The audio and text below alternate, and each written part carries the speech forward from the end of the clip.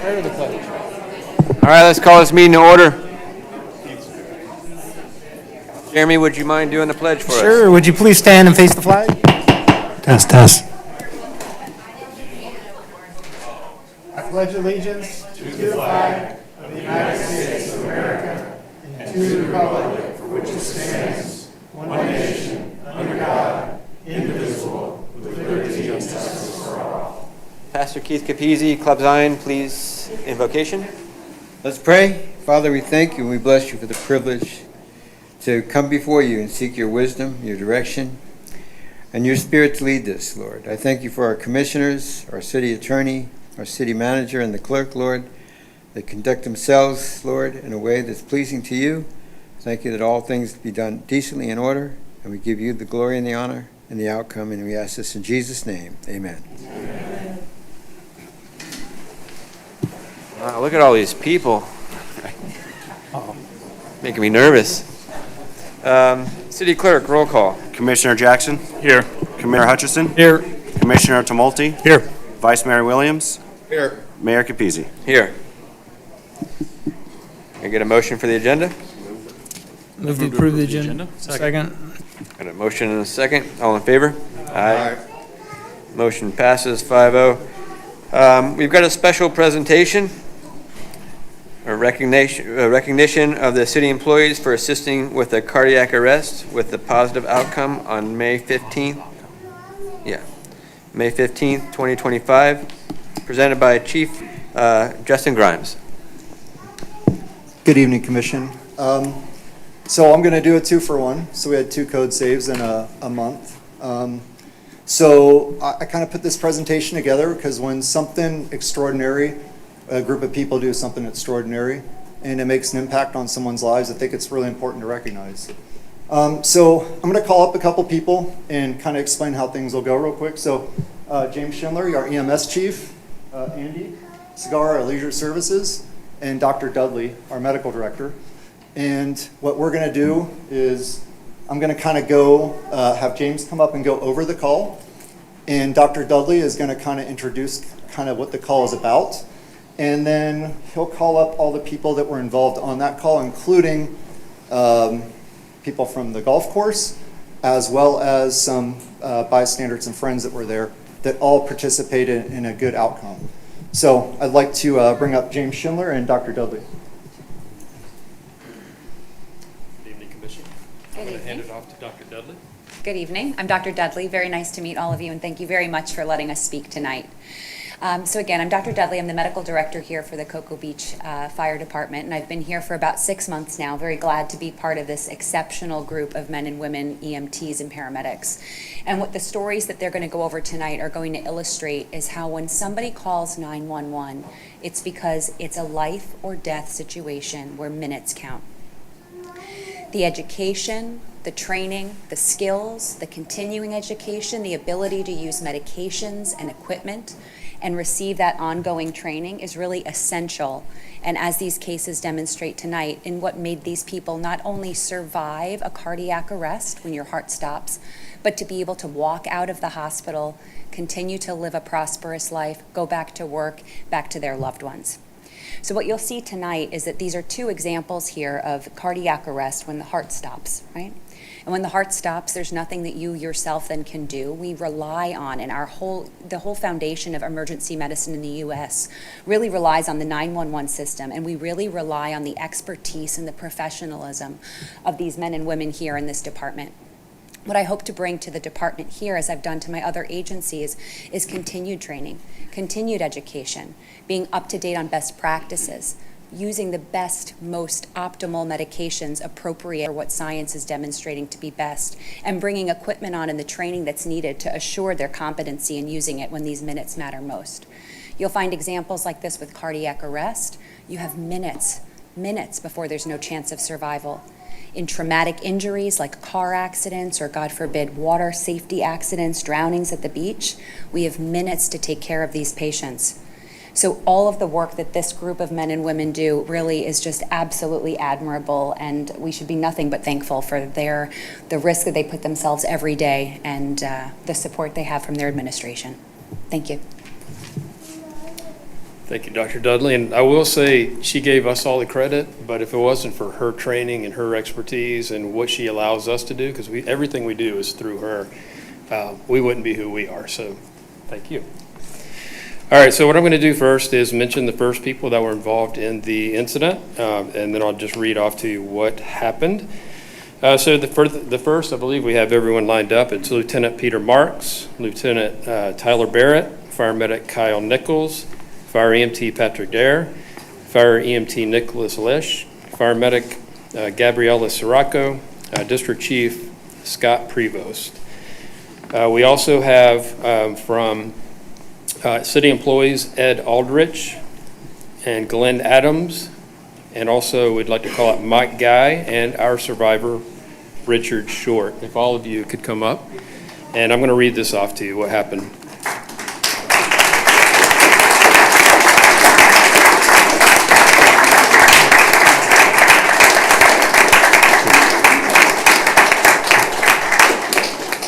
All right, so on May 18th, 2025, Cocoa Beach Fire Department personnel responded to a report of an unresponsive male out on the greens of the golf course.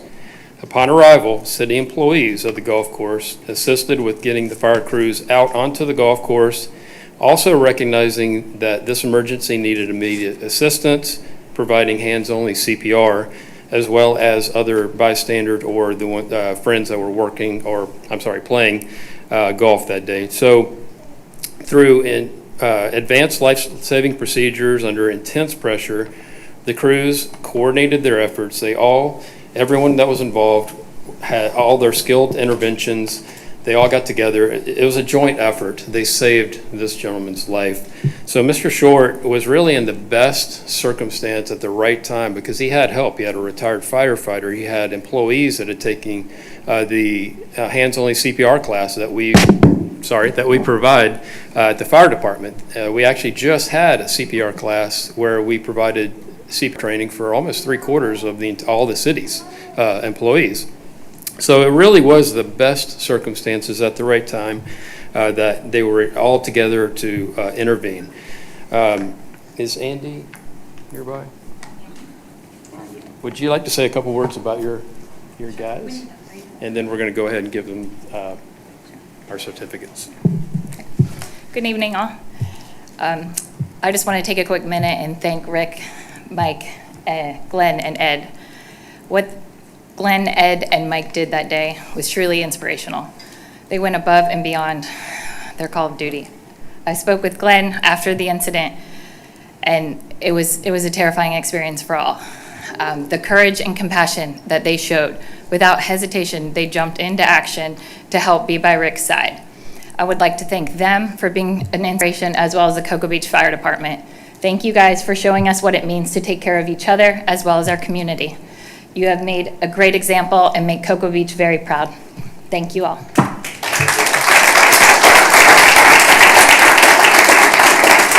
We have some certificates we'd like to give out now to our guys that were involved.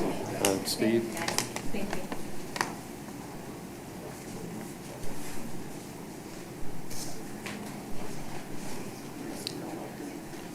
Okay. Lieutenant Peter Marks.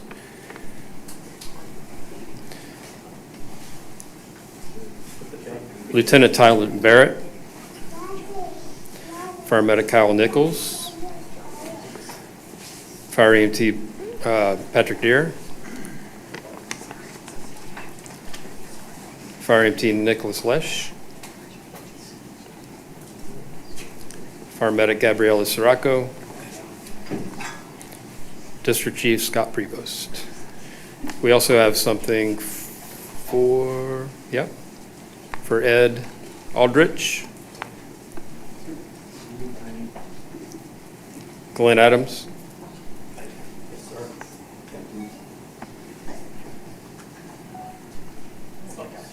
Mike Guy. And did Richard also? That was it? Okay. All right, very good. And that concludes our first incident. So thank you, guys. Who's a survivor? Yeah. Richard. Richard Short.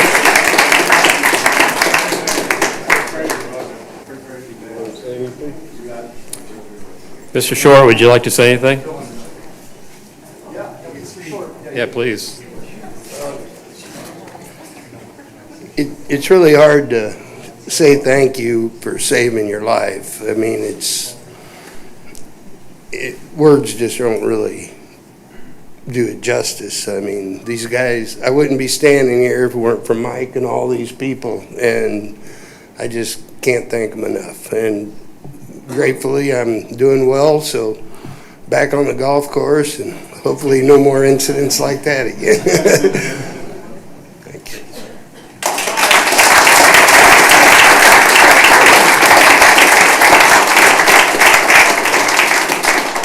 All right, so, yes, sir. Were there any of our Brevard County folks involved? Actually, there was. They showed up in the ambulance. They did take the patient to the hospital.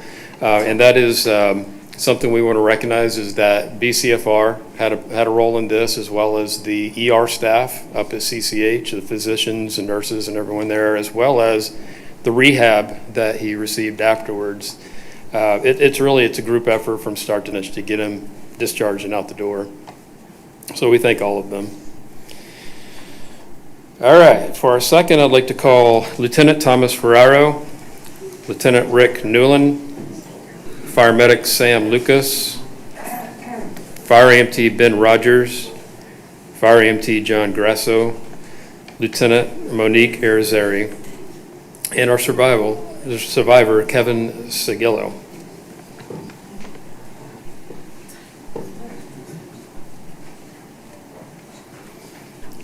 I don't think we have anybody here from Ocean Rescue, do we? Okay. All right. So on June 23rd, 2025, Cocoa Beach Fire Department personnel responded to an unresponsive male at the beach with a report of CPR in progress. Upon arrival, the crews found Brevard County Ocean Rescue lifeguards performing CPR. When personnel used their cardiac monitor, they found Mr. Sigillo to be in a deadly heart rhythm. CPR continued, and with advanced life support equipment and medications, the crew was successful in restoring his heart to a normal rhythm. He was further stabilized, and with the efforts of multiple departments, physicians, and other hospital personnel, he was able to make a full recovery.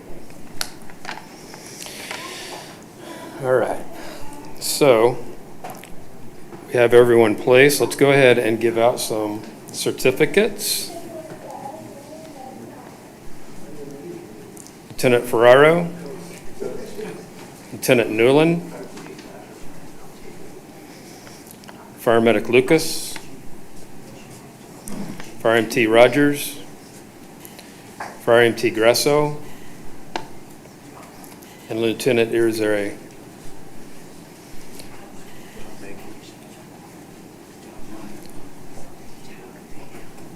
Good job, guys.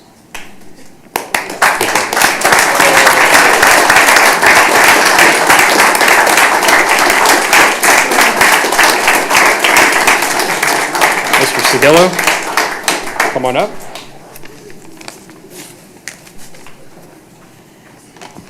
Hi, I'm Kevin Sigillo, and I just wanted to thank Cocoa Beach Fire Department, EMS, for saving my life.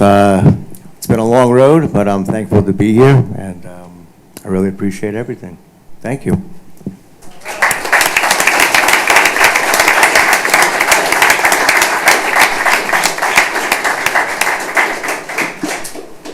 Kevin also works at the resort in Cocoa Beach and helps us quite a bit when it comes to training, gives us access, and they run a great facility over there. But I just wanted to say thank you so much. It's again, when something is exceptional and there's a great outcome, I think it's something we should really acknowledge. And a lot of the people that do that, they don't look for this kind of acknowledgement, but I think it's part of my job to make sure that it does get acknowledged. So thank you very much, guys. Yeah. Thank you.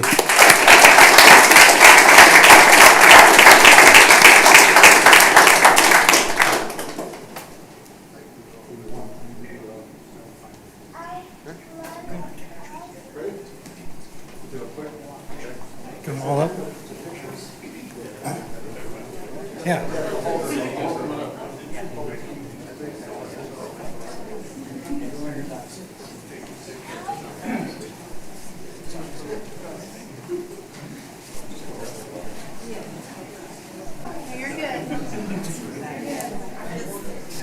Want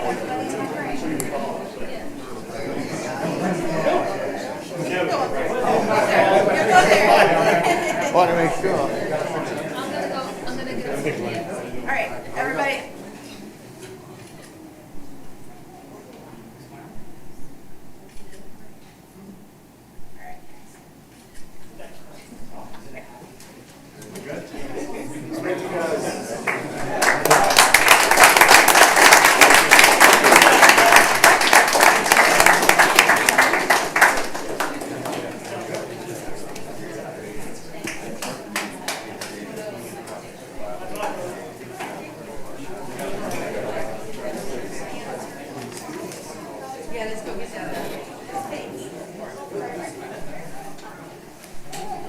All right. Thank you very much, guys. Any public comments about items that are not on the agenda? All right. Staff reports and announcements.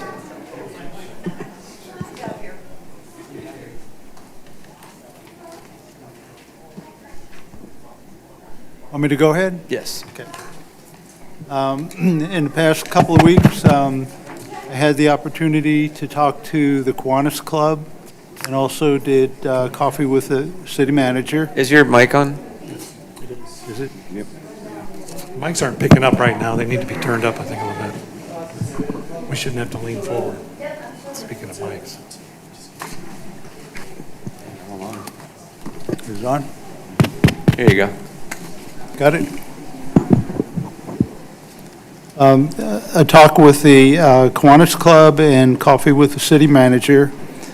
The Cocoa Beach Police Department had coffee with a cop, and it was very well attended. It was at Juice and Java.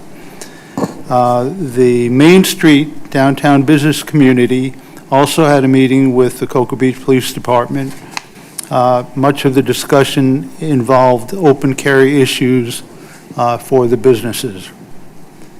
And yesterday, the police union voted to accept the fiscal year 2026 wage package.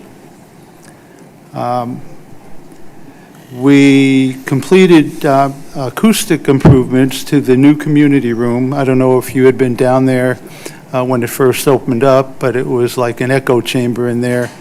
And we put acoustic panels up, and it's a much improved amenity for the city. Assistant City Manager Mullins had a meeting with BCFR and the a Brevard Commission member regarding opening discussions on the lifeguard contract for this upcoming beach season. We had an initial meeting with the Port Canaveral personnel regarding contract amendment for the sanitary sewer contract. We expect to be seeing significant cost recovery in the amended contract. On the golf course staff is working on a simplified greens fee structure, and we'll probably have a resolution for you at the next commission meeting. They are also exploring some exciting revenue-generating capital improvements for the golf course, and they'll be bringing that forward probably within the next month or two. The Land Management Sustainability Committee has been dormant for the past 18 months. We reached out to the committee members regarding interest in continuing, and we only received 2 responses, and our recommendation is to incorporate the mission and responsibilities of the Land Management Sustainability Committee into the Planning Board itself. The Planning Board last month heard presentation on sustainability, and it was a really interesting discussion. I think there's a lot of opportunity for the Planning Board to get into issues involving flooding, the things that are really plaguing the community right now, and we think that the planning board has the capacity to handle the additional workload that would come from sustainability and land management. So if the commission agrees with that, staff will bring the resolution forward at the upcoming meeting to merge the meetings together. I agree. Upcoming events, we have the art show coming up in a few weeks. We've been working with the board members of the art show, and I think we're going to have a really, really top-notch art show this year.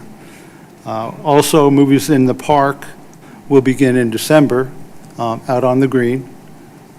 It'll be, I think it's Cars cartoon, so mainly for the kids. And then finally, the projects that are underway. We've broken ground on the Ramp Road Park, and that's funded by an ARPA grant for $850,000. Bicentennial Park is also underway, and target for completion for that is mid-January. The downtown garage elevator repairs are finally underway. I know some people will be happy with that. They shall remain unnamed. The Holiday Lane boat ramp repairs are underway, and so is the tennis court improvement project by the USTA. That's it. Thank you. City Manager, there was some concerns from some of the residents about having all 3 boat ramps under construction at once, especially during hunting season. Is there any consideration for that, or are we able to accommodate? You know, we have the 3 boat ramps, Bicentennial Park, Ramp Road, and Holiday Lane. The Bicentennial Park project has been underway for quite a while. It's funded by grants, and the grants have timelines to them. Same with the Ramp Road. Ramp Road Park is a project, again, funded by grants, and there are timelines associated with that, too. So that leaves the Holiday Lane ramp. Our inclination is to move forward as quickly as possible to try to get that done and not lose too much of the waterfowl hunting season. But at this point, there's not a lot that we can do. Okay, thank you. I just wanted to acknowledge that I heard the concerns, and there was not much that we can do. Okay. Right across the river, there's a regular boat ramp at marker 24. Wouldn't necessarily have to go all the way to Kelly Park and go in, or drive your boat back if you're coming here. Right.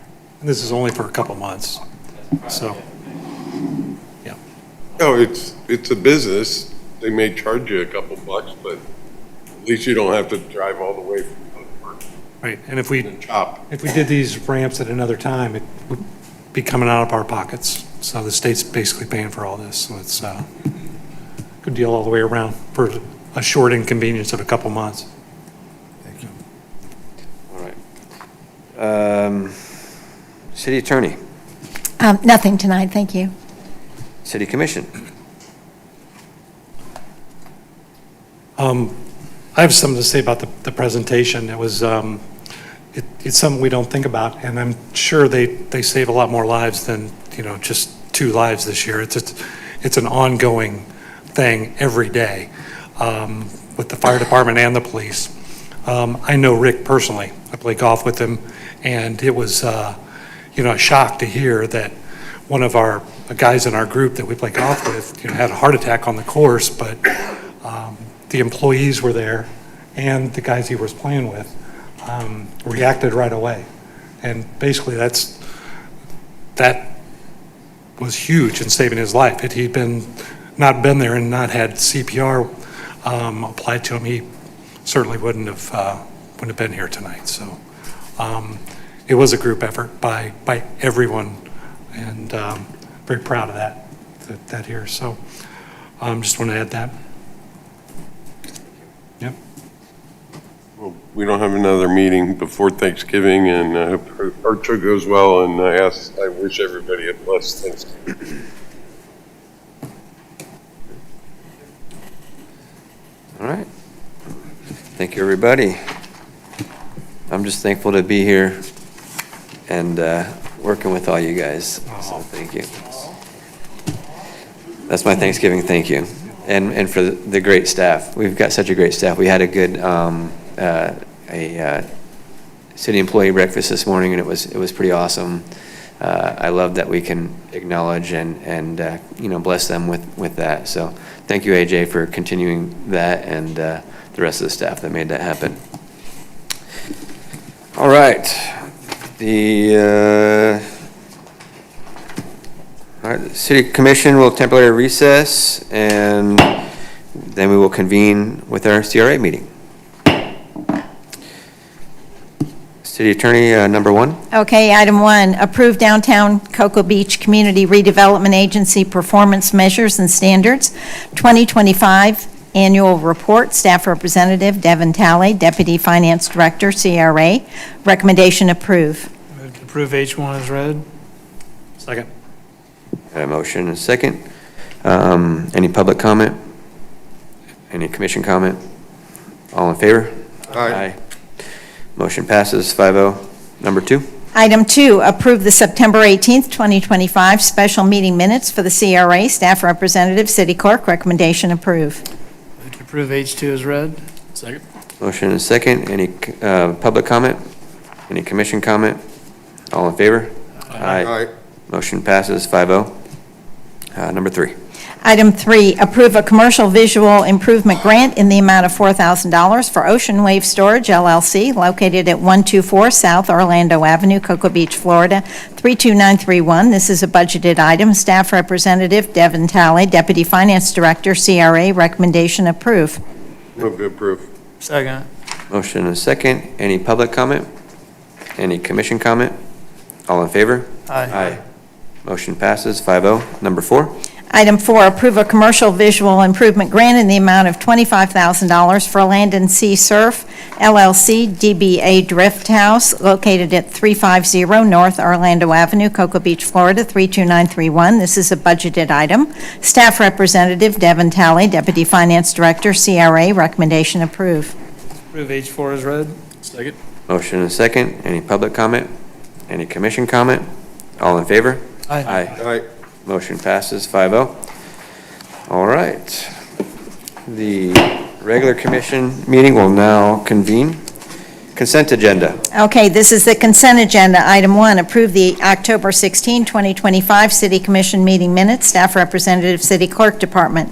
Item 2, approve Downtown Cocoa Beach Community Redevelopment Agency Performance Measures and Standards 2025 annual report that was previously approved during the CRA board meeting on 11/6/2025. Staff representative Devin Talley, Deputy Finance Director, CRA. Recommendation approve. Move to approve consent agenda as read. Motion and a second. Any public comment? Any commission comment? All in favor? Aye. Aye. Motion passes 5-0. Unfinished business.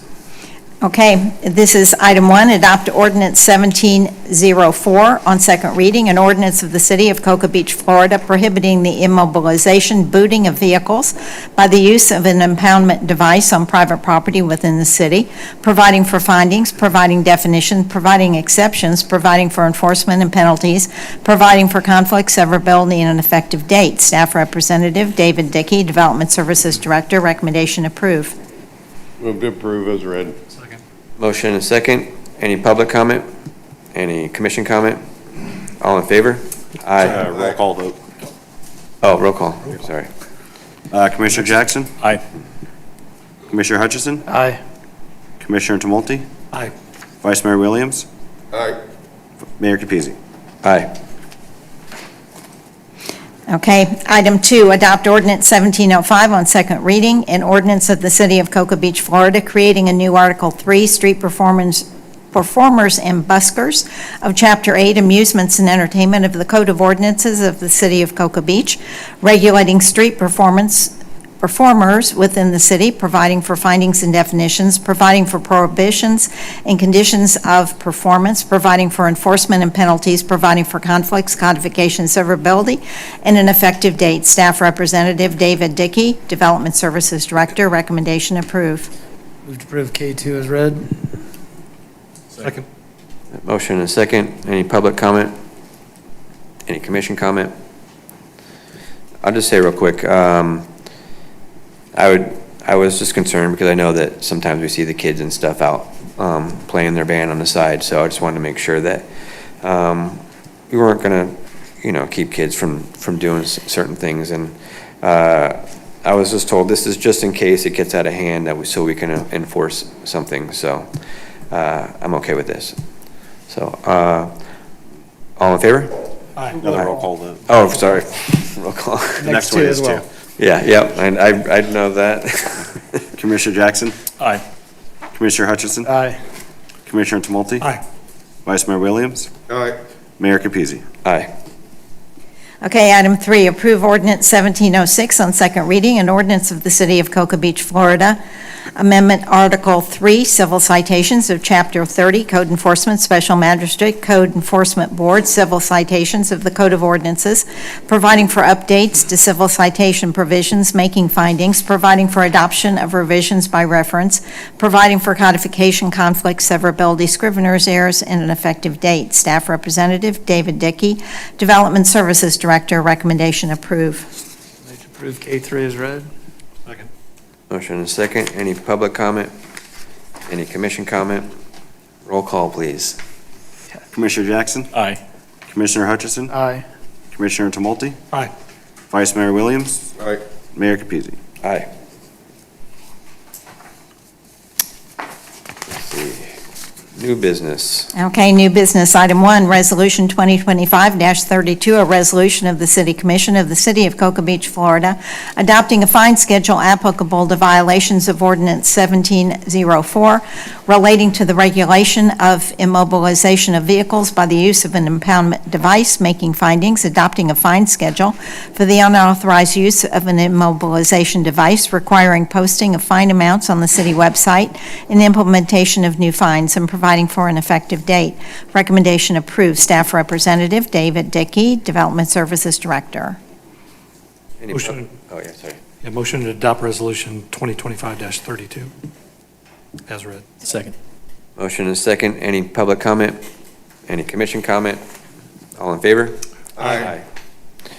Number 2. Okay, item 2, Resolution 2025-33, a resolution of the City Commission of the City of Cocoa Beach, Florida, adopting a fine schedule applicable to violations of Ordinance 1705 relating to the regulation of street performance within the city, making findings, adopting a fine schedule for unauthorized street performances, requiring posting of fine amounts on the city website and implementation of new fines, and providing an effective date. Recommendation approved. Staff Representative David Dickey, Development Services Director. Approve L2 as read. Second. Motion and a second. Any public comment? Any commission comment? All in favor? Aye. Motion passes 5-0. Number 3. Okay, item 3, Resolution 2025-34, a resolution of the City Commission of the City of Cocoa Beach, Florida, adopting a fine schedule applicable to violations of Ordinance 1706 relating to civil citations of Chapter 30, Code Enforcement Special Magistrate Code Enforcement Board, making findings, adopting a fine schedule for violations of Chapter 30, Code Enforcement Special Magistrate Code Enforcement Board, requiring posting of fine amounts on the city website and implementation of new fines, and providing an effective date. Recommendation approved. Staff Representative David Dickey, Development Services Director. Move to approve L3 as read. Second. Motion and a second. Any public comment? Any commission comment? All in favor? Aye. Motion passes 5-0. Number 4. Item 4, approve task order number 3 for Black & Veatch Corporation in the amount of $192,968 for engineering and design services for gravity sewer pipe replacement along Marion Lane and St. Lucie Lane. This is a budgeted capital expense. Recommendation approved. Staff Representative Brad Calzo, Public Works and Water Reclamation Director. Move to approve as read. Motion and a second. Any public comment? Any commission comment? All in favor? Aye. Motion passes 5-0. We are adjourned.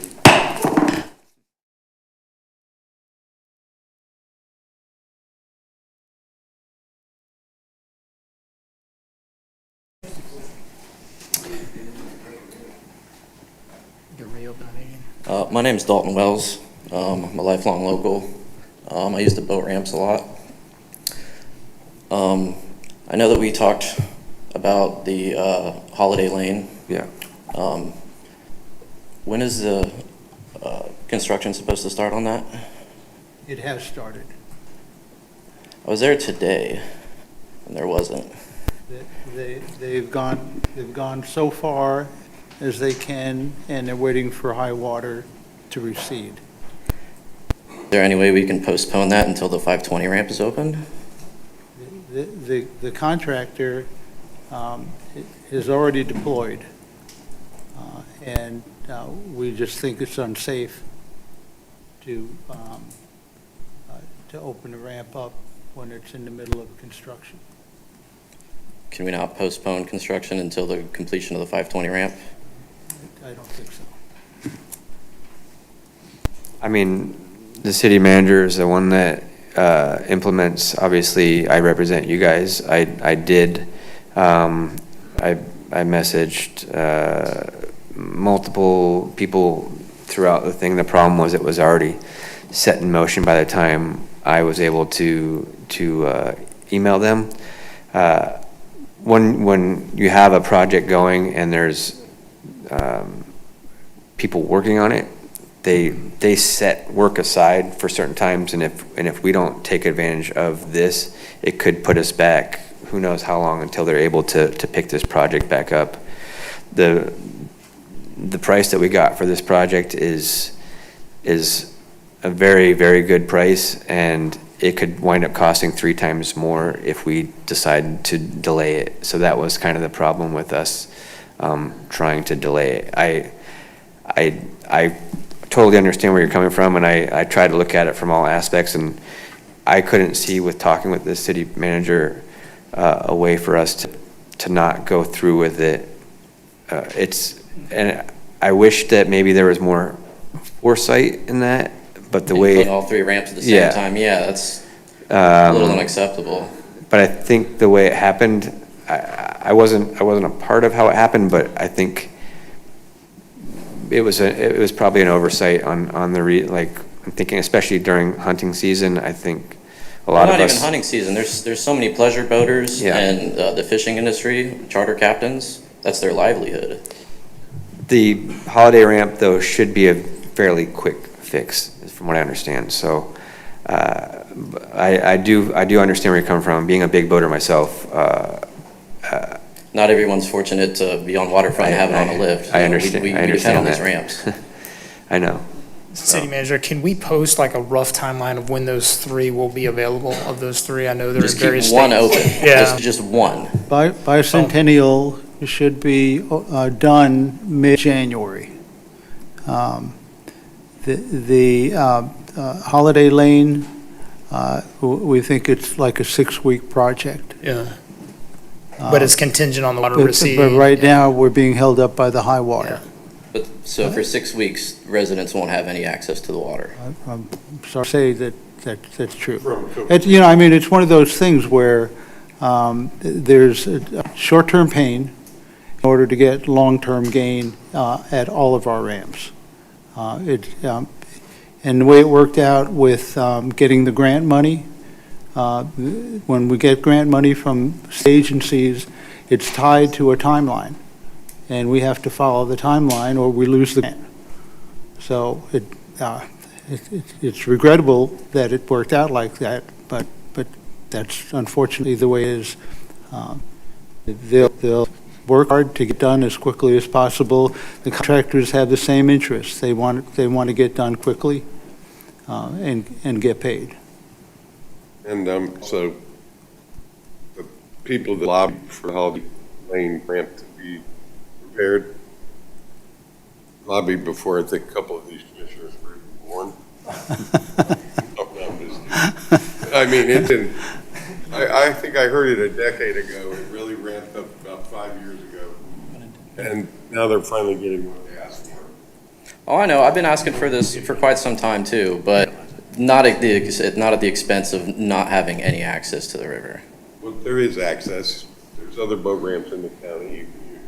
Well, I understand where you're coming from, but unfortunately, like in I these said. next few weeks, we're gonna be getting cold fronts, it's gonna be blowing 25 miles an hour, you're not gonna cross that river safely. But that's why people stay in the Thousand Islands. But, all right. Thank you. Thank you for your time. All right, we are adjourned. Thank you.